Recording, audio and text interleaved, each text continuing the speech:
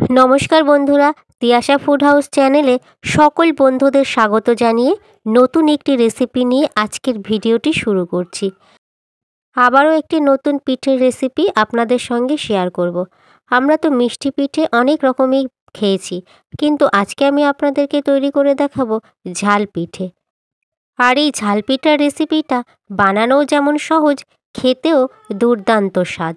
আপনারা আজকের ভিডিওটি স্কিপ না করে পুরো ভিডিওটি দেখতে থাকুন। শুরু করছি ঝাল পিঠার রেসিপি।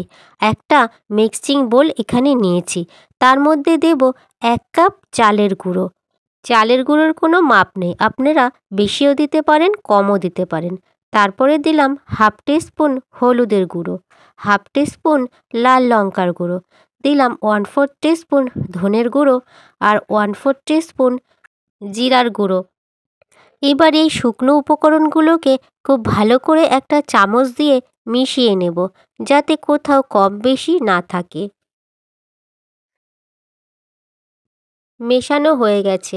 এবারে আমি দেব এর মধ্যে 1 চামচ পেঁয়াজ বাটা, আর দিলাম 1 চামচ কুচনো পেঁয়াজ।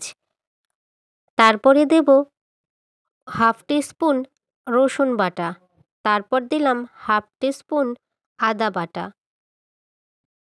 এখন এর মধ্যে দেব 2টো ডিম। এখন এইগুলোকে আবারও একটা হ্যান্ডউইচ দিয়ে খুব ভালো করে মিশিয়ে নিচ্ছি। তো বন্ধুরা, আপনাদের যদি মিষ্টি মিষ্টি পিঠে খেতে আর ভালো না লাগে, তাহলে একবার এইভাবে ঝাল পিঠে অবশ্যই বানিয়ে নিতে পারেন। দেখবেন খুবই ভালো লাগবে খেতে। এছাড়াও খুব সহজেই বানিয়ে নেওয়া যাবে। এখন এগুলো মাখিয়ে নেওয়া হয়ে গেছে। তারপর আমি এর মধ্যে দেব পরিমাণ মতন স্বাদ অনুযায়ী নুন। নুন দিয়ে এখন জল দেব। যেই কাপ মেপে চালের গুঁড়ো দিয়েছি, সেই কাপেরই অর্ধেক জল নিলাম। তবে জলটা একবারে দেব না। পুরো জলটা যদি একবারে দিই তাহলে বেশি হয়ে যেতে পারে। সেই জন্য অল্প অল্প জল দিয়ে এটাকে ভালোভাবে গুলিয়ে নেব। এবারে আরেকটু জল দিচ্ছি। এইভাবে অল্প অল্প জল দিয়ে খুব ভালো করে গুলিয়ে নিতে হবে, আর অনেকক্ষণ ধরে ফেটিয়ে নেব। যত ভালো করে ফেটানো হবে, ঝাল পিঠাগুলো তত সুন্দর ফুলবে, এছাড়া নরমও হবে।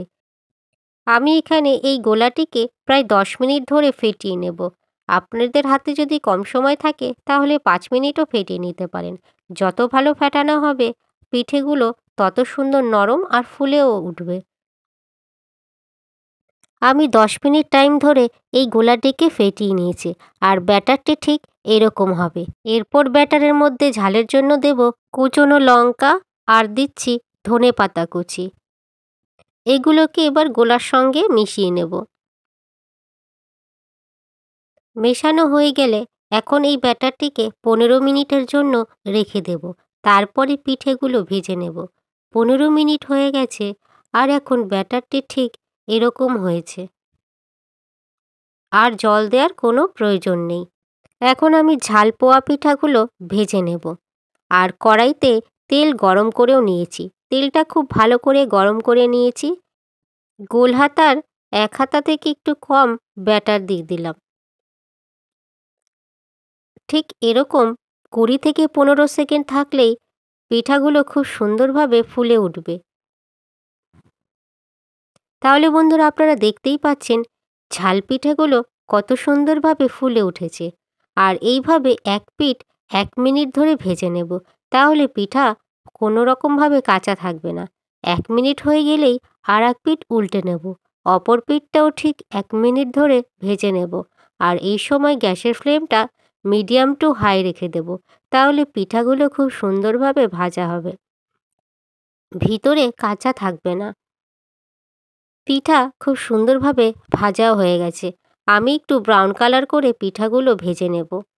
দেখতেই পাচ্ছেন বন্ধুরা, ঝাল পিঠেগুলো কত সুন্দরভাবে ভাজা হয়ে গেল। এরপর বাকি পিঠেগুলো ঠিক একই রকমভাবে ভেজে নেব। আর পিঠেগুলো কিন্তু খুব সুন্দরভাবে ফুলে উঠছে, আর নরমও হচ্ছে। পিঠাগুলোর এক পিঠ 1 মিনিট ধরে ভেজে নেব, আর আরেক পিঠ আরও 1 মিনিট ধরে ভেজে নেব।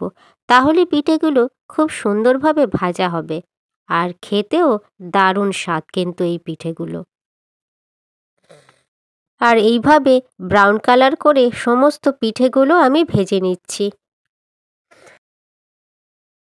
তাহলে বন্ধুরা, আপনারা এই ঝালপোয়া পিঠাগুলো দেখতেই পাচ্ছেন কত সুন্দরভাবে ফুলে উঠেছে আর নরমও হয়েছে পিঠাগুলো। এখন আমি একটা পিঠা দেখিয়ে দিচ্ছি। পিঠাগুলো বেশ সুন্দরভাবে ভাজাও হয়েছে, ভিতরে কোনো রকম কাঁচা নেই, আর নরম ও সফটও হয়েছে পিঠা। তাহলে বন্ধুরা, দেখতেই পেলেন কত সুন্দরভাবে ঝালপোয়া পিঠা বানানো হয়ে যায়। তাহলে বন্ধুরা, আজকের এই ঝালপোয়া পিঠার রেসিপিটা আপনাদের যদি ভালো লাগে একটা লাইক অবশ্যই করবেন। আর রেসিপিটা কেমন হয়েছে সে বিষয়ে আমাকে কমেন্ট বক্সে অবশ্যই কমেন্ট করে জানিয়ে দেবেন। এছাড়া রেসিপিটা বন্ধুদের সাথে শেয়ারও করে দেবেন। আর আমাকে সাপোর্ট করে আমার চ্যানেলকে সাবস্ক্রাইব করে পাশে থাকা বেল অপশানে ক্লিক করে দেবেন। এতে পরবর্তী সমস্ত রান্নার নোটিফিকেশন আপনার ফোনে প্রথমেই পৌঁছে যাবে। এছাড়া আপনারা অবশ্যই ভালো থাকবেন, সুস্থ থাকবেন।